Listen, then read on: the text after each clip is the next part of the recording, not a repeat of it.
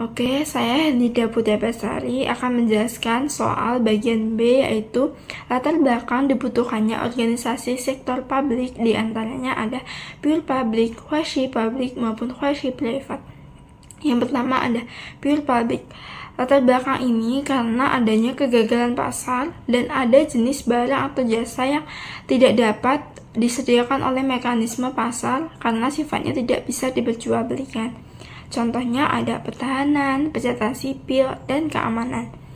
Latar belakang kebutuhannya adalah untuk menjamin penyediaan layanan publik yang adil dan merata, mendorong pertumbuhan dan distribusi sumber daya secara seimbang, serta memastikan akuntabilitas dan efektivitas pengelolaan dana publik demi kepentingan umum.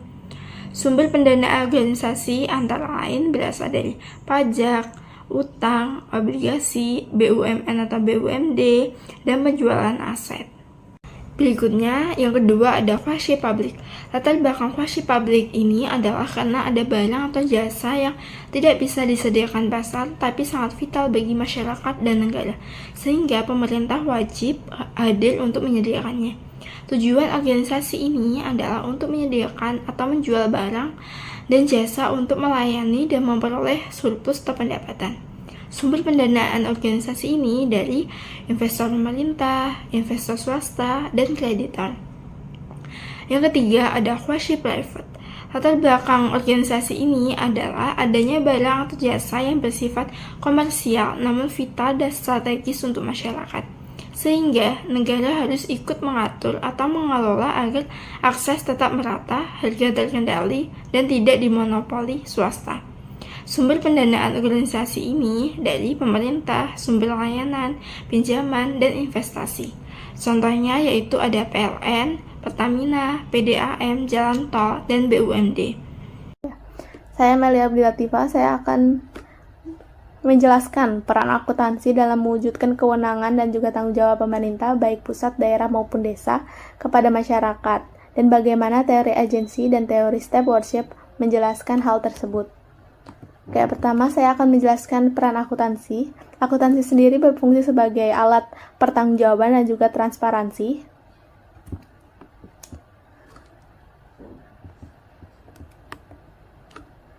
Melalui penyusunan laporan keuangan dan laporan kinerja, akuntansi menyediakan informasi yang andal mengenai penggunaan anggaran, realisasi pendapatan dan juga belanja, serta pencapaian program. Dengan informasi ini, masyarakat dapat menilai apakah kewenangan yang dimiliki pemerintah pusat, daerah, maupun desa telah digunakan sesuai dengan aturan dan tujuan publik. Oke, menurut teori agensi sendiri, konsep utama teori ini adalah pemerintah atau agen diberi mandat oleh masyarakat, prinsipal, untuk mengelola sumber daya publik. Peran akuntansi sendiri, akuntansi menjadi mekanisme pengendalian dan juga pemantauan agar agen tidak menggunakan wewenang. Laporan keuangan dan juga audit berfungsi sebagai pengurangan asimetri informasi dan juga memastikan bahwa pemerintah bertindak sesuai dengan kepentingan masyarakat. Oke, menurut teori stewardship juga, konsep utama teori ini, pemerintah dianggap sebagai atau dipandang sebagai steward atau pengelola yang secara alamiah berupaya mencapai kepentingan terbaik bagi publik. Peran akuntansi sendiri, akuntansi menyediakan sarana pelaporan yang menegaskan komitmen pemerintah untuk mengelola sumber daya dengan amanah. Fokusnya bukan semata pengawasan, tetapi juga menumbuhkan kepercayaan dan menunjukkan bahwa pengelolaan keuangan dilakukan untuk kesejahteraan masyarakat. Di dalam pemerintahan kita, terdapat 3 tingkatan pemerintah daerah, yakni pemerintahan daerah provinsi, pemerintah daerah kota, dan pemerintah daerah kabupaten. Mengapa hal itu terjadi? Yang pertama, untuk meningkatkan pelayanan publik. Hal ini bertujuan agar pemerintahan dapat lebih dekat dengan masyarakat lokal. Yang kedua, desentralisasi kekuasaan.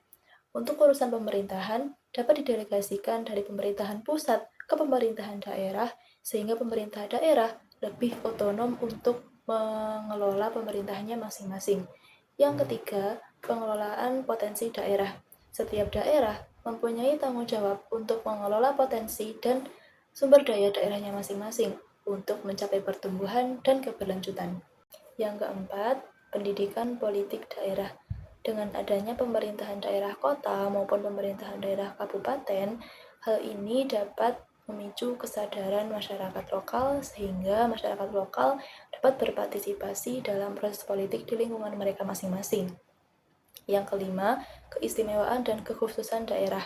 Hal ini memungkinkan agar setiap daerah dapat menyesuaikan kebijakan dan programnya masing-masing sehingga relevan terhadap kondisi dan budaya lokal. Dan yang terakhir, peningkatan daya saing daerah. Dengan adanya otonomi daerah, maka setiap daerah mempunyai kesempatan untuk tetap berinovasi dan bersaing di lingkungannya masing-masing sehingga tetap dapat mewujudkan kesejahteraan masyarakatnya. Perbedaan kabupaten dan kota dari sudut pandang entitas organisasi. Aspek yang pertama ada karakteristik wilayah. Kabupaten lebih luas, dinominasi kawasan pedesaan, pertanian, dan hutan. Sedangkan kota lebih sempit padat penduduk dengan dominasi kawasan permukiman, perdagangan, dan jasa. Aspek yang kedua yaitu struktur pemerintahan. Kabupaten dipimpin oleh bupati dengan DPRD kabupaten, sedangkan kota dipimpin oleh wali kota dengan DPRD kota. Aspek yang ketiga yaitu kewenangan. Kabupaten fokus pada pengembangan sektor pertanian, perkebunan, perikanan darat, dan pariwisata alam. Sedangkan kota fokus pada pelayanan perkotaan seperti perumahan, transportasi, perdagangan, dan industri. Pembagian administratif. Kabupaten terdiri atas kecamatan dan desa, sedangkan kota terdiri atas kecamatan dan kelurahan. Di aspek basis ekonomi, daerah kabupaten sumber daya alam, pertanian, kehutanan, tambangan, sedangkan kota ada industri, perdagangan, jasa, dan properti. Oke, saya Aprilia. Saya akan menjawab pertanyaan E. Berikanlah pandangan dari sudut pandang akuntansi bagaimana upaya yang seharusnya dilakukan untuk menjadikan BUMDes ini mampu mendorong kesejahteraan masyarakat, bukan malah menjadi sumber permasalahan desa. Yang pertama yang kita bisa lakukan yaitu menerapkan akuntansi yang transparan. Di sini BUMDes wajib menyusun pembukuan yang rapi seperti jurnal, buku besar, dan laporan keuangan. Laporan keuangan tersebut minimal mencakup laporan laba rugi, neraca, laporan arus kas, dan catatan atas laporan keuangan. Di sini, laporan keuangan tersebut menggunakan standar akuntansi entitas mikro, kecil, dan menengah agar sesuai dengan skala usaha BUMDes. Yang kedua yang kita bisa lakukan yaitu dengan sistem pengendalian internal. Kita bisa memisahkan fungsi, seperti tugas-tugas dari bendahara berbeda dengan pengelola usaha. Kita juga bisa melakukan setiap transaksi yang dilakukan dicatat, ada bukti seperti nota, kwitansi, dan diverifikasi. Dan yang terakhir, audit internal oleh BPD atau pihak independen secara berkala. Kenapa sih audit internal itu juga diperlukan? Agar laporan keuangan yang kita hasilkan itu dapat terbukti valid atau sesuai gitu dengan apa yang dilakukan. Yang ketiga, akuntabilitas kepada masyarakat. Nah, laporan keuangan BUMDes harus dipublikasikan dalam forum musyawarah desa agar supaya masyarakat tahu nih kondisi keuangan dan keuntungan yang dihasilkan oleh desa. Ada juga pembagian keuntungan harus jelas, contohnya sebagian untuk pengembangan usaha, sebagian untuk pendapatan asli desa, dan sebagian untuk program sosial masyarakat. Dan yang terakhir yang kita bisa lakukan yaitu profesionalisme sumber daya manusia. Di sini pengurus BUMDes harus dilatih dasar-dasar akuntansi, manajemen usaha, dan tata kelola keuangan.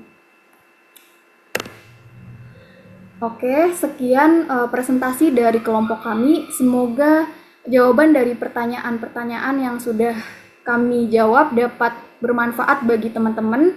Wassalamualaikum warahmatullahi wabarakatuh.